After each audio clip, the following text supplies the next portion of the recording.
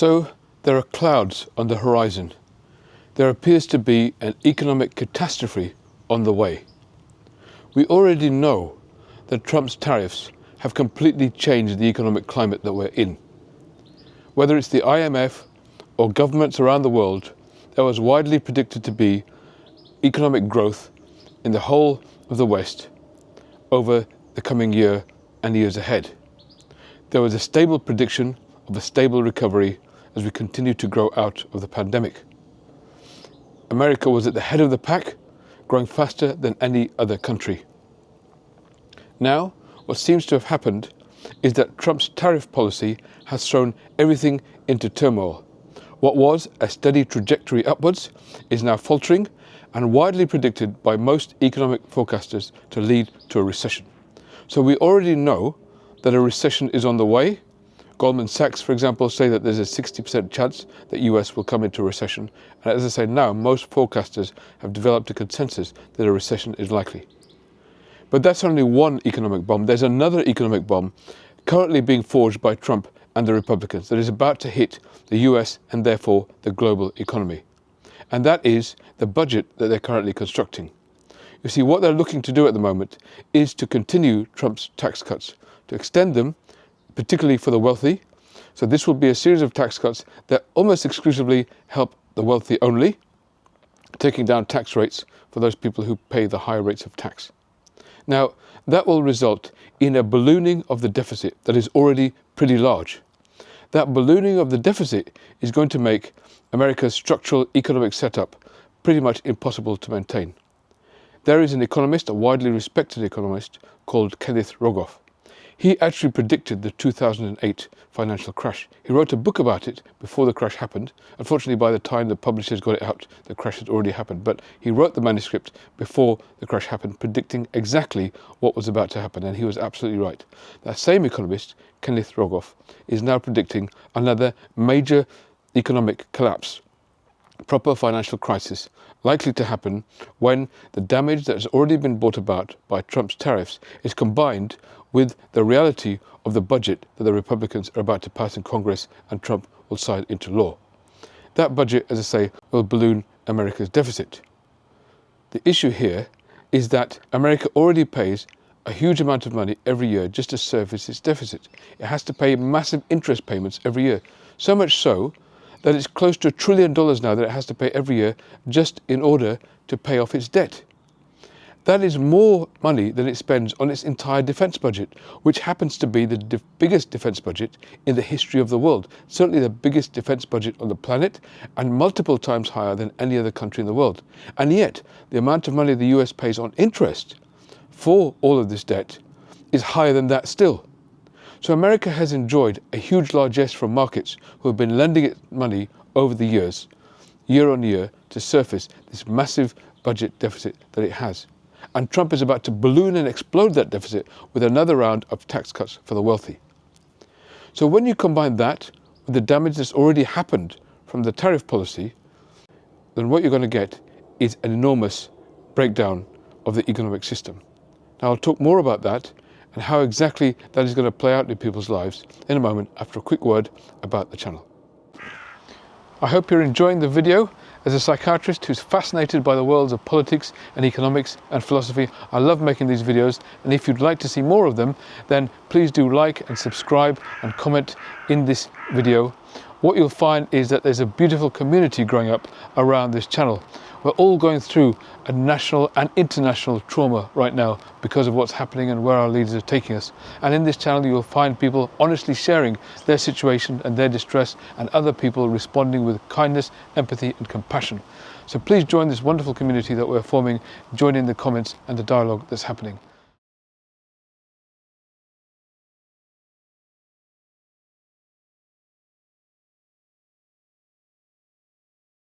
When a country is as indebted as the US is right now, it relies on foreign markets to buy up that debt. Now, it has to, in other words, borrow the money from somewhere. Now, up until now, borrowing that money has been something that other countries are willing to do. because the US has been trading with those countries. So it's a bit like borrowing from someone in order to buy something from them, which we all do from shops or when we buy cars or when we buy houses all the time. But now, with Trump imposing tariff policies, it means that countries aren't as willing as they were before to service America's debt. So for the first time, the interest rates that are being charged to America for its debt have been going up. That almost never happens because people have been perfectly happy to service America's debt and to buy dollars. But that now is changing because of the climate that Trump has created. You see, there was a climate in which everybody believed that investing in the US was good for all of us. And so all countries around the world were prepared to bail the US out. But that climate, that largesse, that generosity is no longer there. So not only are we going to see a ballooning of the deficit, not only are we going to see more debt that the US is going to have to pay back, we're also going to see higher interest rates for them to pay it back.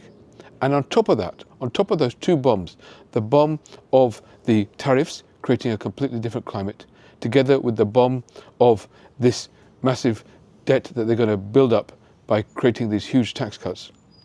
On top of that is the way in which Trump has been openly bullying and pushing the chairman of the Fed. You see, the interest rates within the US are set by the Federal Reserve. And usually that is set by an individual in the committee who is autonomous and essentially independent from the government. They make decisions themselves. And Trump has been pushing them openly to reduce interest rates, to do what he finds politically expedient. He's even been threatening to sack the chairman of the Fed. None of this is, of course, possible, but all of this ends up inflaming the instability that goes on. So that, will he, won't he, sack the Fed chair, he's constantly pushing him around, he's trying to restrict his independence, all of that, which past presidents have been very careful never to tamper with, all of that is further destabilizing the markets. So you add that third factor in to the tariff chaos, and on top of the huge deficit that's about to come about from the tax cuts that will be implemented in the forthcoming budget, to Trump's irresponsible bullying and hectoring and potential sacking of the Fed chair, and you have all the ingredients you need for a full-scale financial meltdown. And that, unfortunately, is what Rogoff predicts. And he's certainly not alone in that prediction. Lots of people are now talking about the likelihood of a major collapse and crash on the horizon. And unfortunately, there's nothing in Trump's psychology that mitigates against this, because a major collapse, another huge economic blunder, while making him more unpopular, would also get him more attention. And remember what I've always said on this channel, that is Trump's main driver, gaining more attention. So if gaining more attention occurs as a result of creating more calamity, then he'll be only too happy to do that. And unfortunately, that appears, by all major economic assessments, to be where we're headed right now. I hope you liked the video. I hope you also can join me with more of my content that I'm aiming to make over the coming months and years. You see, this time around, what we're experiencing in this administration is a global trauma, and the people going through it have been asking, how can we support ourselves? How can we learn and grow and share together through this process? So I've started to write a series of ebooks. That's, together with my whole team, once a month we're going to produce an ebook to help us understand better the psychology of the people around us and the systems we're in, as well as our own psychology too, to help us navigate this increasingly confusing and disorientating world we find ourselves in. You'll be able to find those books on russellsbooks.com. That's russellsbooks.com. As soon as you go there, you'll be able to see the growing catalogue of books and hopefully buy any of them at any point. In addition, I hope you can subscribe to my e-newsletter.